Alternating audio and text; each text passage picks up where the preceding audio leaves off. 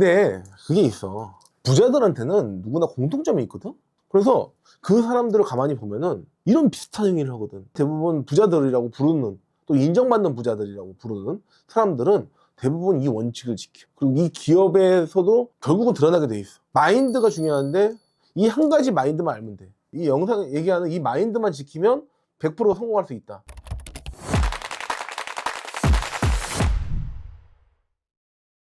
오늘 주제는 대표님이 채널도 킹메이커고 말 그대로 왕을 만든다 이런 내용인 실제로 왜 남을 돕는 걸 좋아하시는지. 사람들이 많이 오해하는 게 누군가를 도와준다라고 표현을 하는데 그 도와주는 것이 실제로는 도와주는 게 아니라 나를 위하는 길이기도 해. 그래서 내가 자선사업가도 아니고 도와주더라도 항상 그 기브앤테이크의 원칙을 철저하게 지키는 편이기도 하지. 실제로는 계속 주는 것이 득이 된다는 걸 깨달은 거지. 저희 이번에 자선 행사도 했었잖아요. 서울랜드에서. 그때도 돈 상당수 깨진 걸로 알고 있는데. 자선 행사라고 하기는 좀 그렇고 그들과 노는 것이 우리 사업에도 그렇고 그분들에게도 그렇고 그렇게 일을 하다 보면은 더 좋은 사회가 만들어지니까 그것 자체가 이득이다. 거시적인 시각으로 좀 바라본 거다. 이렇게 생각하면 될 것 같아. 그래서 뭐 특별히 뭐 그거 가지고 뭐 굉장히 좋다 이런 느낌보다는 그런 식의 뭔가 조금이라도 기여하고 싶다 그런 느낌. 그리고 그것이 나중에 시간이 지나고 나면 결국은 다 돌아오니까 그걸 믿는 거지. 보통은 잘 돼야 도와줄 수 있다고 생각하는데 돕는 마음이 기반으로 돼 있어야 성공할 마인드가 생길 수 있다. 그러니까 결국은 모든 업무 자체가 내가 돈을 벌겠다라는 식으로 셋업을 하게 되면 한계가 있지. 내가 뭐 예를 들어 이제 병원 광고를 열심히 하고 있잖아. 병원 광고를 열심히 하고 있고 우리가 굉장히 많은 병원 원장님들을 도와주고 있다 보니까 병원들에서도 인정을 받고 있고 또 나름대로 성과를 굉장히 좀 얻어낸 편인데 개념에서는 내가 그 원장님들을 도와주고 있는 거지. 근데 그걸 베푼다라고 표현하기는 좀 애매하지. 왜냐면 나는 정확하게 내가 그분들의 업무를 도와주고 그분들이 잘 되게끔 만들어주고 그리고 그분들에게 돈을 받는 거니까.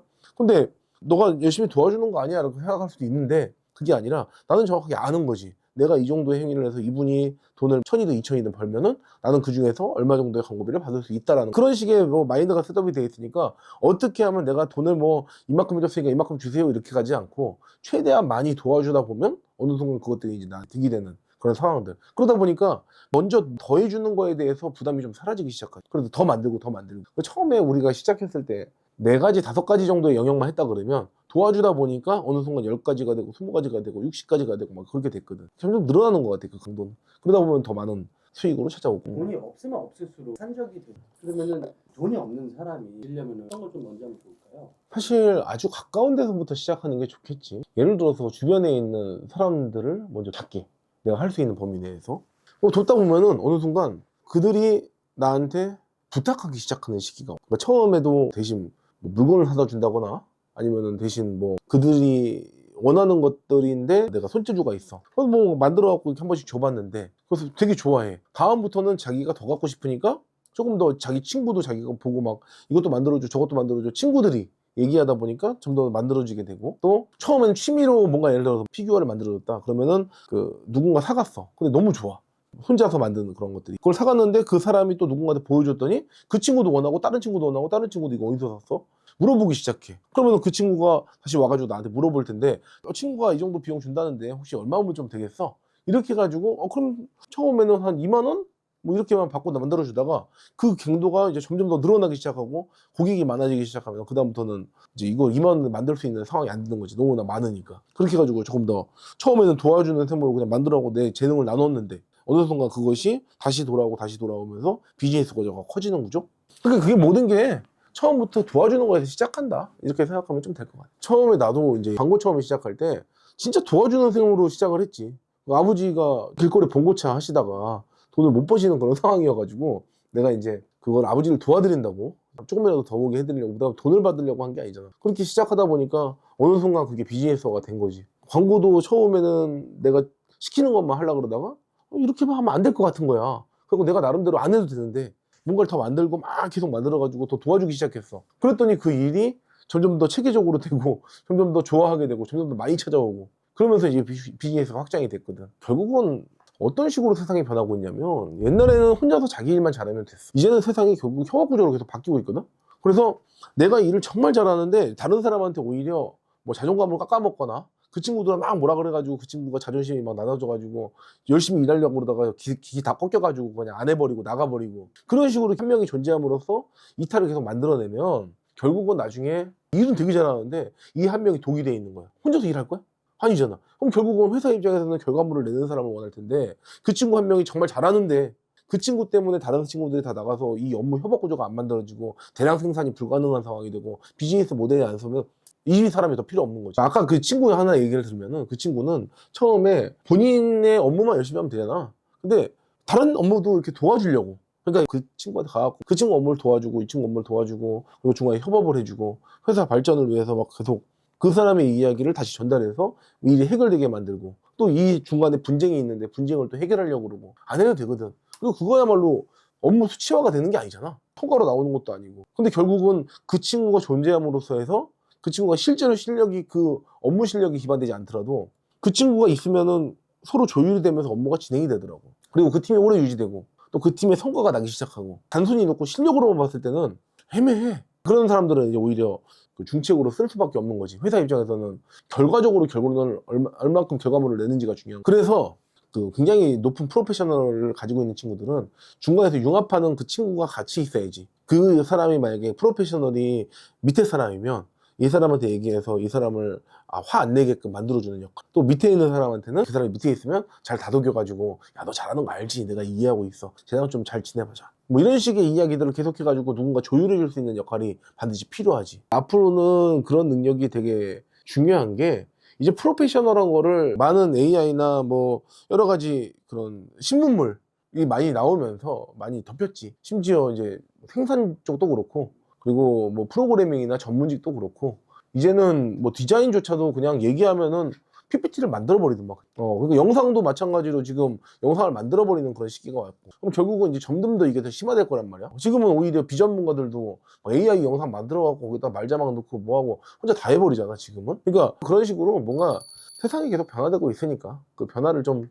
따라가야 된다. 진짜 도움과 이용 차이는 뭐라고 생각해? 그게 양면성이 있어. 받을 걸 생각하고 도와주는 사람이라고 보거나 아니면 그 공을 가로채는 것까지 만약 간다 그러면 당연히 문제가 될 수는 있겠지만 그 친구랑 같이 해서 협업을 해가지고 결국은 좋은 결과를 내겠다는 건 똑같은 얘기잖아. 이용을 한다라고 하는 게 어떤 느낌인지는 잘 모르겠는데 그 친구를 통해서 뭔가 이렇게 해가지고 쓰다가 뭐 버렸다 이러면 당연히 문제가 되겠지. 근데 그게 아니라 뭐 그렇게 저렇게 하면서 이제 공을 인정받고 해가지고 치고 올라가면서 또 챙겨주고 끌어주고 이런 분위기였으면 당연히 좋은 거고 그게 아니라 막 진짜 각 잡고 막 이용하려는 것처럼 느껴지는 애들이 있다. 그러면 물어볼 필요가 있을 것 같아. 뭐 이게 목적이 뭔지 한번 잘 생각해 보는 거지. 이 친구가 나한테 정말 이렇게 해가지고 나한테 피해를 주려는 목적이다. 그러면은 이거는 뭔가 내가 거리를 둬야 되는 상황이겠지만 피해를 주려는 게 아니라 이 친구가 나한테 그냥 시켰는데 딱히 뭐 대가나 보상은 없었어. 그럼 뭔가 이렇게 나중에 하고 나니까 뭔가 기분이 좀 그래. 그러니까 그 사람이 처음에 난 도와줬는데 별 얘기 없네? 그래도 두 번째 도와주고 했는데 별 얘기 없네? 그게 한 3번, 4번 반복됐을 때 그때 알아볼 수 있거든? 그때 가서 나한테 이 사람이 진짜 계속 이용하려는 거구나? 피해를 주려는 거나? 뭐 그런 형태의 느낌이 들 때는 뭘 하면 되냐면 여기 팁이 있는 게 내가 계속 부탁을 받았으면 나도 한번 부탁을 해보는 거야. 나도 한번. 그걸 알아채는 방법이거든? 내가 계속 나를 이용하는 것 같아. 근데 내가 해주고는 있는데 부탁을 또 하나씩 해봐. 그럼 이 친구도 들어주기 시작하거든. 그러면은 괜찮은 거고, 기분의 테이크고. 단지 나한테 내가 기회가 없었을 뿐. 근데 예를 들어서 막 부탁했는데 내가 하나 진짜 가벼운 건데 툭 했는데 안 들어줘. 그럼 이 사람은 진짜 이용한 거지. 이렇게 판단하면 되지. 아니면은 부탁했는데 이 사람이 정말 진짜 미안한 마음으로 내가 요거는 좀 그렇고 다음번에 내가 요걸 도와주겠다 뭐 이런 식의 뭔가 이렇게 느낌이 있잖아 대화하다 보면 그런 사람이라 그러면 믿을만하다. 그게 두 가지 효과가 있어. 뭐가 있냐면 그렇게 해서 질문을 던지잖아. 그러면 이 사람은 내 부탁을 이제 들어주잖아. 자기도 이제 조심하기 시작해. 부탁이 과해지기 시작하거든. 이해되니? 그럼 내가 다음번에 이 친구한테 또 부탁을 했다가 다음번에는 또 내가 더 부탁을 받을 수도 있구나. 이제 이런 효과들이 벌어지게 되거든. 그러니까 이제 어느 정도 끊어주는 역할도 좀. 그래서 나는 일부러 비즈니스적으로 만나다 보면은 어느 순간 이 사람이 나한테 와, 이 정도까지 부탁을 한다? 너무나 당연하게 여기는 느낌이 들 때가 있어. 그때 나도 부탁을 하지. 왜냐면 나도 웬만하면 부탁할 일이 별로 없어. 비즈니스 하다 보면 부탁할 일 별로 없는데 부탁할 일들이 종종 생길 때가 있거든. 그러면 얘기해보는 거지. 내가 남을 도와줄 때 그냥 감정적인 선행 이런 게 아니야. 도와줄 때 부자가 될 수 있냐라고 생각한다. 그렇게 하면 큰일 나지. 그렇게 하면 기대하게 되거든. 그러니까 이게 진짜 아이러니한 얘기인데 그래서 어려운 것 같아. 내가 도와줬을 때 그 사람한테 득이 될 수 있어. 근데 안 될 수도 있잖아. 그럼 이제 내가 부자가 될 수 있으니까 이거 무조건 도와줘야지 라고 생각하기에는 안 되거든. 그게 잘. 그 사람이 나한테 안 돌아올 확률이 높거든. 그러니까 못 도와주는 거거든. 근데 반대로 얘기했을 때 도와줬을 때 안 받을 생각하고 난 착하니까 이러고 도와주기에는 계속 지속할 수 없거든. 그래서 그 두 개를 섞어야 돼. 이게 여기 팁인데, 도와줄 때 받을 걸 생각하지 않고 도와주는데 언젠가 받을 거라고 생각하는 것. 10년 이후든 아니면 그 사람한테 안 받아도 돼. 그러니까 보통 그러잖아. 베풀면 언젠가 돌아온다 라는 얘기를 하잖아. 누구한테든. 그게 누구한테든. 그렇게 생각하는 거지. 그러면 내가 그 사람한테 베풀고 나서 받으면 좋고 안 받아도 되고. 그러니까 받을 걸 생각하지 않고 도와주는데 결국은 그것이 득이 된다고 생각하는 것이 굉장히 중요한 부분이야. 그러니까 예를 들어 그런 게 있어. 뭐 예를 들어서 보육원 아이들한테 내가 이렇게 후원을 했다. 근데 이 친구들한테 뭘 받으려고 지금 내가 돕는 게 아니잖아. 근데 이거를 돕는데 결국은 이것을 보면서 사람들이 모이기 시작하면서 언젠가 나한테 이게 득이 될 수 있다고 생각하는 것. 그것도 되게 중요한 얘기인 거. 왜냐면 누군가한테 득이 안 되는 부자는 없다고 봐, 나는. 누군가는 항상 누군가에게 득이 된다. 예를 들어서 정용진 회장님이다. 그럼 이마트, 신세계, 백화점 뭐 등등등 있다고 치자고. 그럼 그분이 존재해서 그분이 비즈니스 구조를 만들고 있으면 어쨌든 누군가한테 계속 득이 되잖아. 누군가한테 물건을 좀 더 싸게 살 수도 있고 편리하게 살 수도 있고. 그렇다고 해서 뭐 악덕 기업처럼 누구한테 등쳐먹는 건 아니잖아. 왜냐면 등쳐먹으면 또 당하게 돼 있어.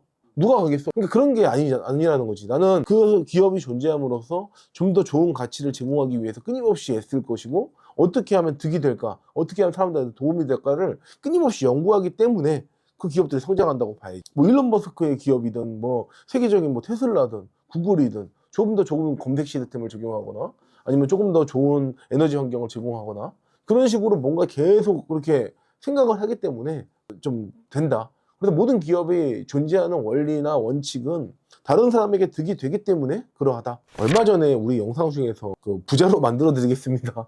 조회수가 많이 올라갔지, 일반 거에 대비해서. 그런데 그때 각을 잡고 영상을 찍긴 했어. 그래서 그게 내 이유이기도 했어. 이 채널 또는 내 삶의 그런 본질, 그런 부분이랑 일치하는 부분이, 내가 광고라는 일을 하게 된 것도 그들의 삶에 또 그들의 인생이 더 잘 됐으면 좋겠다. 그래서 넓을 광이 알려있고 그냥 광고라는 그런 개념을 떠나서 빛광의 높을 거다 이렇게 얘기했던 이유가 뭐냐면, 그들이 나를 만나면 그들이 나를 통해서 광고라는 걸 통해서 돈을 더 많이 벌고 더 행복해지고 더 삶을 좀 편안하게 영위할 수 있는 그런 것들이 내가 계속 꿈꿨던 그런 생각이거든. 그래서 내가 이 일을 했던 거고 이 일에 매진했던 건데, 마찬가지로 지금 내 채널을 보고 내 영상을 보고 있는 사람들이 뭐 나를 통해서 그 부자가 되고 조금 더 가치 있는 삶이 되고 또 마인드가 훨씬 더 좋아지고 그리고 행복해지는 그런 삶을 영위할 수 있게끔 하려면 어떻게 해야 될까를 고민하기 시작한 거지. 그래서 킹메이커라는 것은 그들이 꼭 그 분야에서 탑 클래스 이런 걸 원하는 것보다는 그냥 그 분야에서 행복하고 또 성공했다라고 하는 사람들이 인사이트를 얻는, 그렇게 가는 과정에서 나라는 사람이 좀 존재했으면 좋겠다, 그런 생각을 좀 해봤던 것 같아. 내가 뭐 틀린 얘기 하진 않으니까 좀 정상적인 얘기에서 조금 더 좋은 마인드를 세팅할 수 있게끔 얘기를 심어주다 보니까, 또 성공학적인 얘기가 녹아져 들어가 있다 보니까 아무래도 그들이 킹이 되는데 도움이 되지 않을까. 손님은 왕이다 그러잖아. 손님은 왕이다. 그럼 왜 그러겠어? 손님을 왕처럼 대우해라 이런 것처럼 킹메이커는 사실 이 채널을 보고 있는 사람들이 전부 다 왕이다라는 생각을 하고 한 명 한 명 구독자들이 왕처럼 대접받을 수 있는 그런 여건이나 그런 마인드셋이 됐으면 좋겠다. 그래도 계속 좋은 얘기 들려주는 거, 그런 채널. 저희가 사실 이 유튜브로 돈을 벌거나 이러진 않잖아요. 그렇지. 대표님이 귀한 시간을 빼서 이런 게 필요한 거야, 이런 게. 왜냐면 무언가를 하다 보면 이 길이 맞나? 그런 생각들이 들 때가 있어. 나는 사람들한테 강의를 하고 유튜브를 하고 그런 것처럼 책을 쓰는 것도 마찬가지고, 이번에도 책이 또 나왔지. 자녀 성공학. 그거는 또 부모들을 도와주는, 또 공부하고자 하는 학생들을 위하는 책. 이런 식으로 사람들한테 득이 되길 바라는데, 뭘 바라고 하는 것보다는 계속 그런 일들을 하다 보면 어느 순간 다 시너지 효과가 난다고 생각을 하거든. 그래서 내가 이제 현타가 계속 왔던 게, 하다 보면 어느 순간 내가 이거 왜 하지? 아, 나 일도 바쁘고 돈도 안 되고 또 힘들고 뭐 보육원 그거 후원 행사하는 것도 그렇고 몇천 명이잖아. 사람들 엄청나게 많잖아. 그거 한번 하려고 그러면은 그 몇 년째 하는 건데 힘들 거거든. 그러니까 그때마다 멘탈을 내가 잡는 이유는 뭐냐면, 다 돌아온다. 막 마법 같은 주문이야. 언젠간 다 돌아오게 돼 있어. 그냥 생각하는 거야. 그렇게 그래야지 하지. 그거 아니고는 아까 언젠간 다 돌아와. 야, 하다 보면은 언젠간 되게 돼 있어. 손해 보는 거 아니야. 이런 식의 자기 체면 필요하다. 야, 지금 이것도 조회수 얼마나 나오냐. 망했잖아 조회수. 망하다니요. 200명이 인사이트 알아갈 수 있죠. 그렇지. 그래서 시청해주시는 분들 늘 감사드리고 행복하시고 성공하는 인생 사실 겁니다. 구독자 여러분들도 힘들게 시간 내서 이 영상 시청해주시는 거 잘 알고 있습니다. 그러니까 같이 성공하는 마인드나 같이 이렇게 행복한 마인드, 또 인생을 좋게 설계하는 그런 방법에 대해서 저도 충분히 공유 드리고, 또 아래 궁금하신 게 있으면 댓글로 소통을 해주시면 같은 시간을 활용하더라도 훨씬 더 시너지가 난다고 생각을 하고요. 그리고 저도 이렇게 하다 보면 언젠가 다 돌아온다 이렇게 생각을 하고 있습니다. 오늘의 한마디, 베풀다 보면 결국은 돌아온다. 그 원리는 세상을 바꾸는 힘이다. 그런 생각을, 내가 나를 바꾸는 힘이고 세상을 바꾸는 힘이다. 그 원칙을 잊지 마시기 바랍니다.